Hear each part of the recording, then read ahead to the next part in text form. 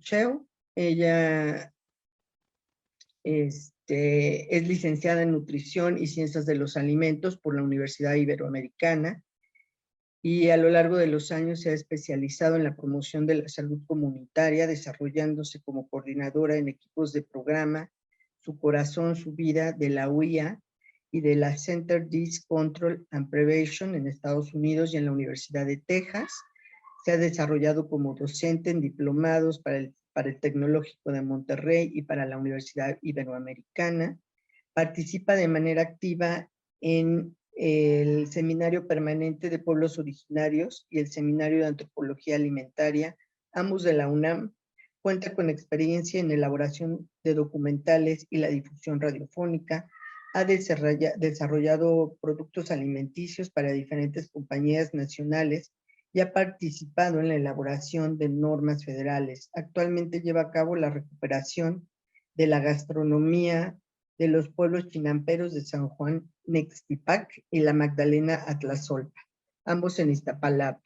Ella también fue expresidenta de nuestra asociación. Estoy muy complacida en estar en este espacio que nos brinda la Secretaría de Cultura, en este hermoso edificio del Palacio de los Condes de Heras y Soto, sede de nuestra Asociación de Cronistas Oficiales en la Ciudad de México, en donde colaboramos a través de las ya tradicionales tardes de crónica y en esta ocasión en el 17º Encuentro de Cronistas de la Ciudad de México.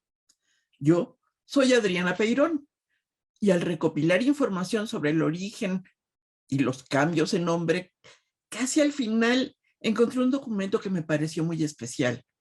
Así que dejaré los otros para alguna tarde de crónica. Verán los puntos muy especiales de un fraile con ideas que lo llevaron a estar preso en la Inquisición, considerado por algunos como el fraile hereje. Y sin más preámbulo, les comparto. Carta de despedida a los mexicanos, 1821, Servando Teresa de Mier.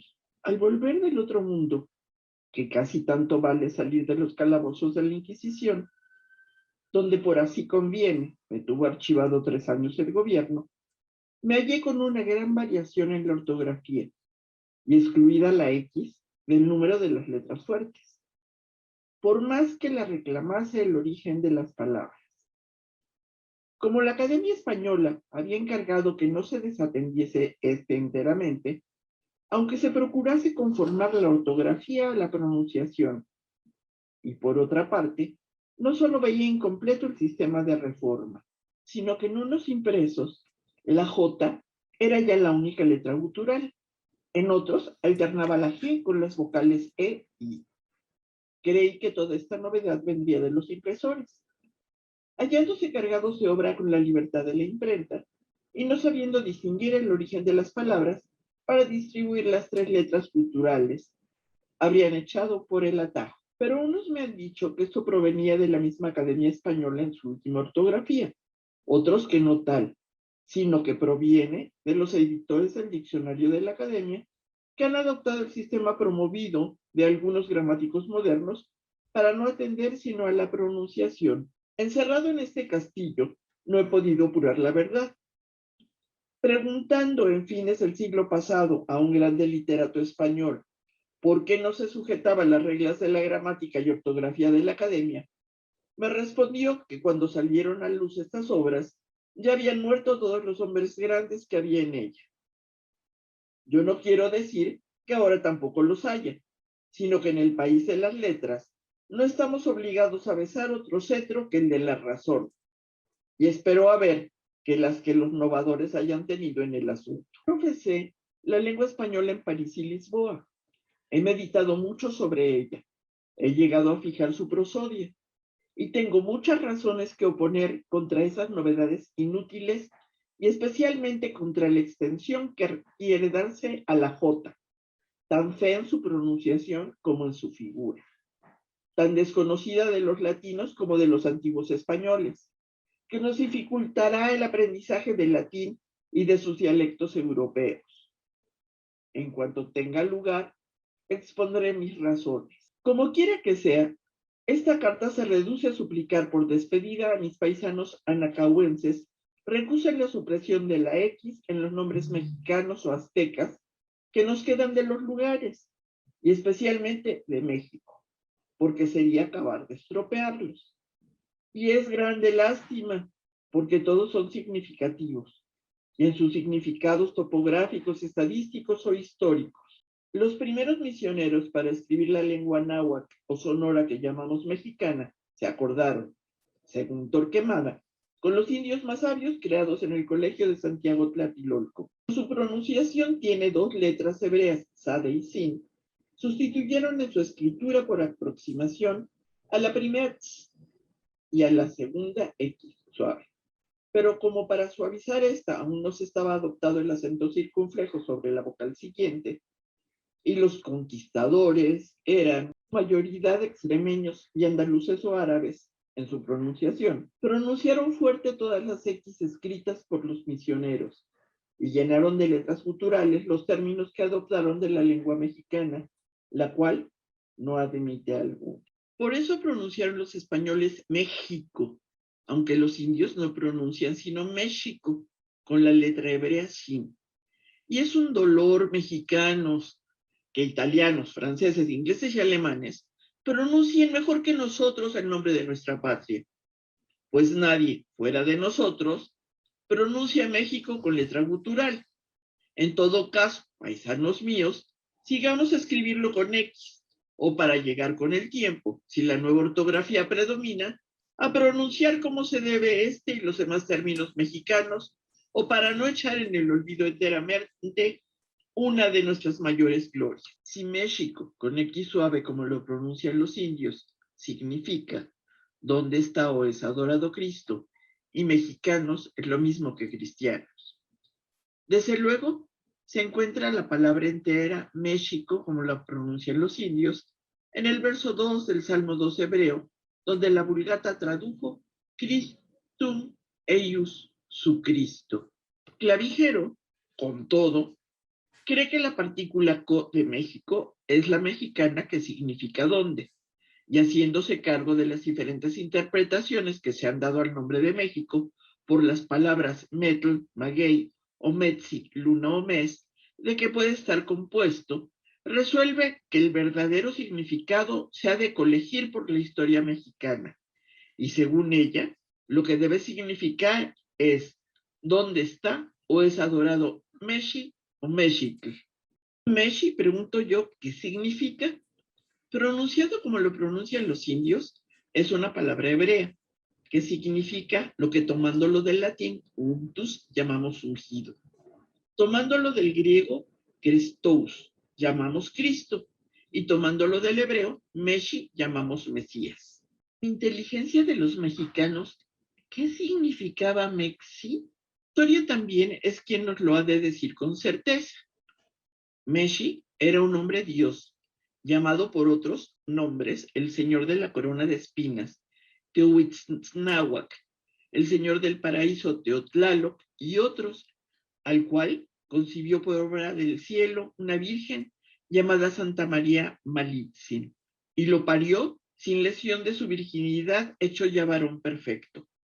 Fuemina circumdavit virum. Así lo cuenta el padre Torquemada. Tomé fue quien les dio noticia de hijo y madre, a la cual llamaban también, por eso, Silmacoatl, la mujer Tomé, y Coatlantona, madre de los Tomés o discípulos de Santo Tomé, que llevaban el pelo cortado en figura de coronas en Chonhuitzinahuac, hacían 3 votos, pobreza, obediencia y castidad, y servían en el templo del Señor de la Corona de Espinas, Huitznahuac Teocal. A esta virgen celebraban los mexicanos 2 fiestas principales, una el día 12 de febrero, día de la purificación de Nuestra Señora, y le presentaban niños como ella presentó el suyo al templo, y habían de ser precisamente comprados, omne primogenitum pretio redimes, y procuraban fuesen rubios o güeritos, en memoria de haberlos sido Santo Tomé, quien instituyó las fiestas. Otras se las hacían en Tepeyacac, el día del solsticio invierno, a otro día de Santo Tomás Apóstol, y le ofrecían flores e imágenes que hacían de la que allí veneraban con el nombre de Seteotinantzin, que quiere decir Madre del verdadero Dios, o Tonantzin, Nuestra Señora y Madre, porque decían que esta Virgen, Madre de su Dios, era madre de todas las gentes en la náhuatl, que ahora llamamos Nueva España. La figura era la de una niña con una túnica blanca ceñida y resplandeciente, a quien por eso llamaban también Chalchitlicue, con un manto azul verde mar, Atlalcuelle, tachonado de estrellas, Citlacuy. Su hijo Meshi pintaba a los mexicanos con los jeroglíficos correspondientes a los tributos de hombre Dios, teniendo en su mano derecha una cruz formada con 5 globos de pluma, así como a su madre, también le pintaban sobre el pelo una crucecita. También pintaban a Meshi como nosotros a Cristo, pendiente de la cruz, aunque no con clavos, sino atado. Y así creían, dice Torquemada, que fue crucificado. Circunstancia muy de notar, pues así puntualmente pintan las imágenes de Cristo crucificado los cristianos de Santo Tomé en la India Oriental, porque en aquellos países el tormento de la cruz se da con cordeles. En una palabra, la prueba de que los mexicanos entendían por Meshi ungido Cristo o Mesías es lo que decían, según Torquemada, en el viaje de los mexicanos, que se llamaron así desde que su Dios les mandó ponerse en las caras cierto ungüento, y eso significa crisma, y es decir, desde que fueron crismados, ungidos o cristianos, y celebraban, dice también Torquemada, la fiesta de Meshi, todos ungidos y envijados. Alguno extrañare que llamasen a Jesucristo con un nombre hebreo, nosotros también le llamamos Mesías, y Jesús es el nombre hebreo, aunque precisado, como Cristo es griego, aunque latinizado. Los indios no podían decir Cristo, porque no tiene R su lengua, ni Jesús, porque tampoco tiene J, y se acomodaron mejor con el Meshi, conforme a su idioma. Y sobre todo, siempre ellos preferían los nombres que podían escribir, figurando su significado como el de Meshi, fuera de que la lengua hebrea es la lengua litúrgica de los cristianos de Santo Tomé en el Oriente, de donde parece vino el cristianismo a los mexicanos. Lo cierto es que según el santo obispo Casas, en su Apología de los Indios, eran bautizados por los sacerdotes tomés con todas nuestras ceremonias en el nombre de la Trinidad en hebreo, pues los 3 nombres que refiere, decían en el bautismo, son precisamente los nombres de Padre, Hijo y Espíritu Santo en hebreo, aunque él no lo sabía. La fuente en que se bautizaban en México, porque era una verdadera fuente como en la primitiva iglesia, de donde vino a llamarse fuente a la pila bautismal, se llamaba Fuente de Santo Tomé Coapan, la cual se descubrió cuando abrieron los cimientos de la catedral, y se queja Torquemada de que tapasen supersticiosamente, pues era de buena agua. Los cristianos, fugitivos de la persecución de Huemac, rey de Tula, contra Santo Tomé, que eso quiere decir Quetzalcóatl, el cual pasó a Cholula, se refugiaron en la laguna o lago Anáhuac, en una isleta de arena que por eso llamaron Xaltelolco y después Tlatelolco o Isla de Tierra. Perseguidos allí y con 1000 trabajos, aunque siempre protegidos de su Dios, fundaron a Tenochtitlan, en un montecillo contiguo donde hallaron un tunal, que eso es lo que significa Tenochtitlan, y era el mismo montecillo sobre el que está situada la catedral, y llamaron al conjunto de ambos lugares o barrios México, donde está o es adorado Cristo, exigiendo de sus jefes, que al principio quizá fueron sus obispos, se llamasen y reconociesen vicarios y lugartenientes de Santo Tomé, como se llamaban efectivamente, según Torquemada, hasta los emperadores de México cuando los hubo, pues primero fue república, después tuvo reyes y últimamente emperadores. Supuesta anécdota Hernán Cortés y se fingió embajador de Santo Tomé. Mi empeño, escribe a Carlos V, estaba en hacer creer a Moctezuma que vuestra majestad era el mismo Santo Tomé, cuyas gentes esperaban.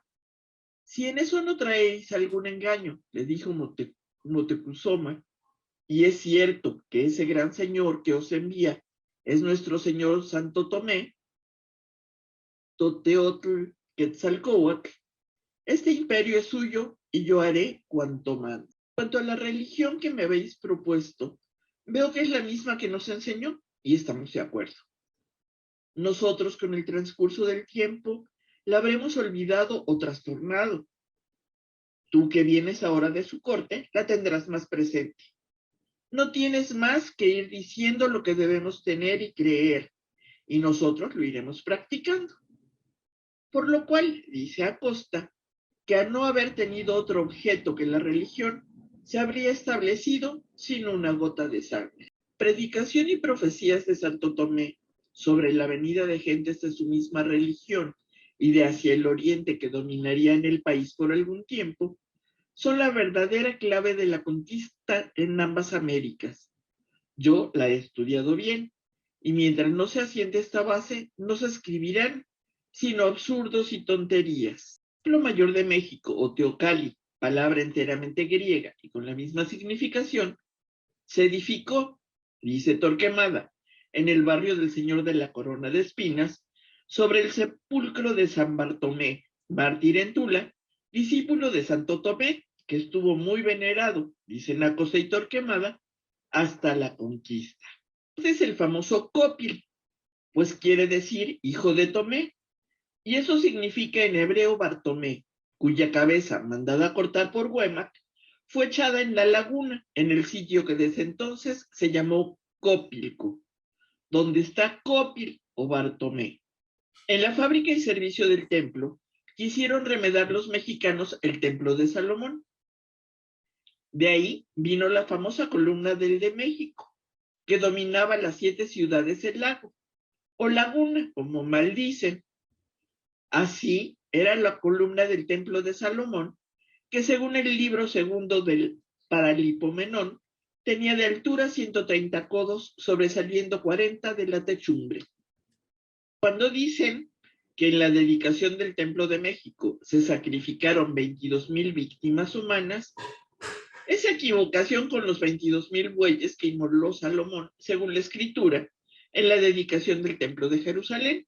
Y es para admirar que se crea la letra por ser en disfavor de los indios, un absurdo tamaño como el de Güello Pacífico de una ciudad, o ejército de 22,000 hombres para dedicar un templo. Cuando nadie crea la letra, el viaje famoso de los mexicanos, que duró 40 años, y que no es más que una copia literal del de los israelitas por el desierto, con las mismas mansiones y prodigios. Los indios tenían en su poder, como dieron testimonio por escrito los misioneros en Veracruz, al célebre Fray Gregorio García, toda la Biblia en imágenes y figuras jeroglíficas. Las confundieron con el tiempo, se aplicaron las historias de la escritura y trastornaron su propia historia y su religión. ¿Qué era la religión de los mexicanos sino un cristianismo trastornado por el tiempo y la naturaleza equívoca de los jeroglíficos? Yo he hecho un gran estudio de su mitología y en su fondo se reduce a Dios, Jesucristo, su madre, Santo Tomé, sus 7 discípulos llamados los 7 Tomés Chicomecohuatl y los mártires que murieron en la persecución de Huémac.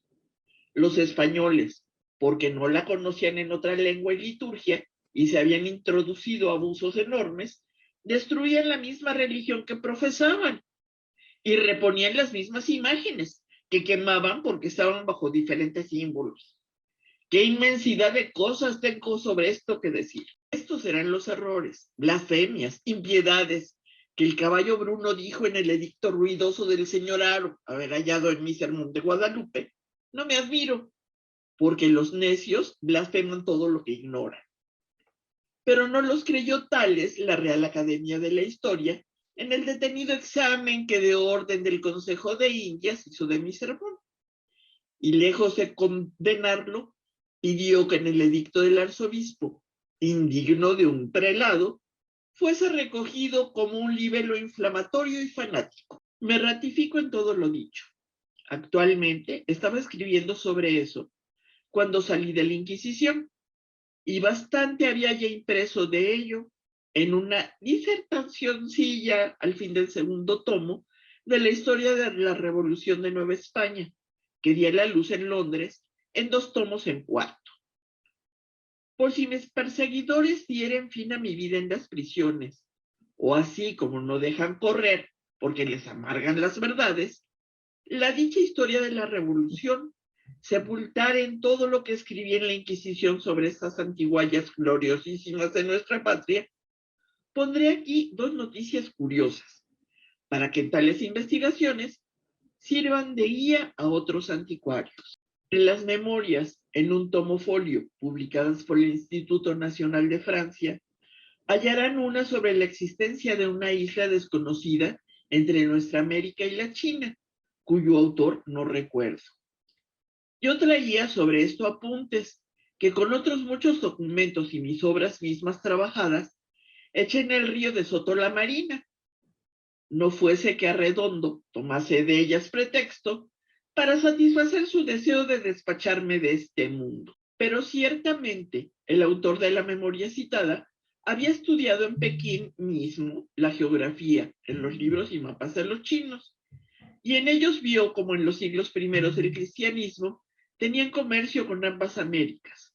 Refieren los nombres que les daban, demarca el derrotero que traían, y cuenta como en 1450 volvió un religioso de los que habían pasado a nuestra América, contando los grandes progresos que en ella había hecho la religión de Fu. Como es muy parecida al cristianismo, puede ser la equivocasen con él. El calendario mexicano es casi idéntico al de los tártaros chineses. La lengua mexicana está llena de palabras chinas. Y en Campeche llamaban a Santo Tomé Chilam Cambal, que en lengua chinesa quiere decir Santo Tomás. Le hace sobre esto en Mitrídates, obra alemana muy curiosa. Torquemada dice que es constante que 4 generaciones antes de la conquista ya se tenía en nuestra América claro conocimiento de la religión cristiana y de la venida futura de los españoles. A esta época parecen pertenecer los 4 célebres profetas de Yucatán, cuyas notables profecías refiere Montemayor. Beitia dice, consta de los manuscritos mexicanos recogidos por Boturini, que hubo 2 predicadores del Evangelio en el Anáhuac, uno muy antiguo que vino 12 años después de un grande eclipse, que él y Boturini calculan ser el de la muerte de Cristo, y otros hacia el siglo VI. Cree que fuese el primero Santo Tomás Apóstol, y ese mismo el célebre Quetzalcóatl de los indios. De esa misma opinión fue don Carlos de Sigüenza en su Fénix del Occidente, el apóstol Santo Tomé, un jesuita mexicano que escribió en Manila la historia del verdadero Quetzalcóatl, el apóstol Santo Tomé, y otros graves autores extranjeros, españoles y americanos. En mi larga apología, que comenzando desde mi sermón de Guadalupe en 1794 escribí en la Inquisición, desenvolví los graves fundamentos que hay para creer que el predicador de hacia el siglo VI fue el santo obispo abad de Irlanda San Brendano, vulgarmente llamado San Borondón. Su famoso viaje en el siglo VI a una isla desconocida, donde con 7 discípulos suyos ordenados de obispos fundó 7 iglesias, puede ser fabuloso en las circunstancias, que en lo remoto y raro siempre se añaden maravillosas. Pero eso no prueba que no sea verdadero en el fondo el viaje mismo.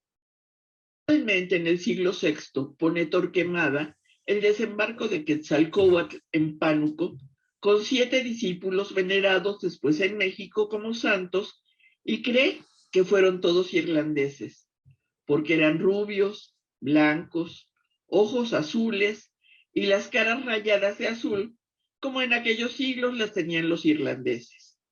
Sin embargo, es menester que uno de los 2 predicadores haya sido oriental, porque yo encuentro entre los mexicanos toda la liturgia, vestuarios, costumbres y disciplina de las iglesias orientales.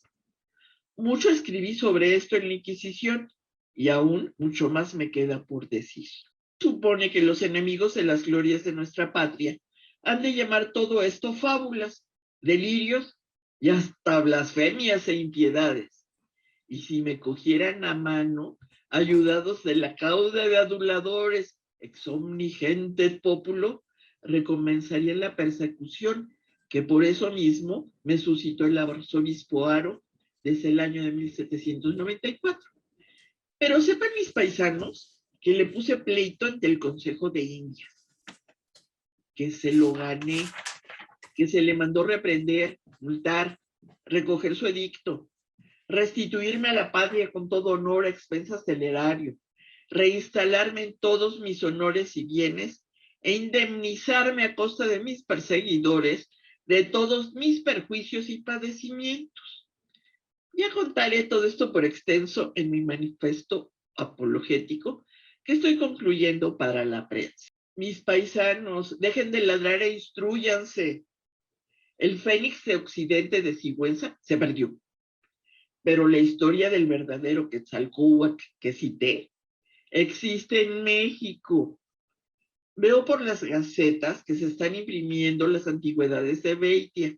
Bastante bueno trae sobre Santo Tomé, aunque es lástima, dice Gama, que race la explicación del calendario mexicano y que esté todo lleno de equivocaciones groseras.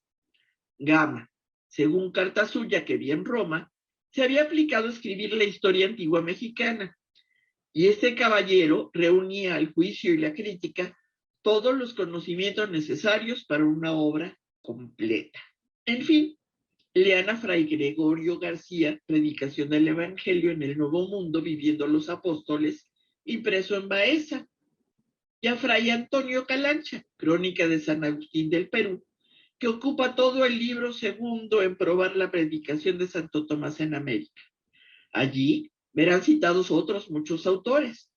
Los deístas mismos confiesan hoy que es indubitable la antigua predicación del Evangelio en la América. Ahí termina esta carta de Fray Servando Teresa de Mier, pero a muchos nos dijeron que los indígenas esperaban el regreso de Quetzalcóatl, que era un hombre rubio, barbado, y qué mejor explicación que la que nos da Fray Servando Teresa de Mier. Mil gracias.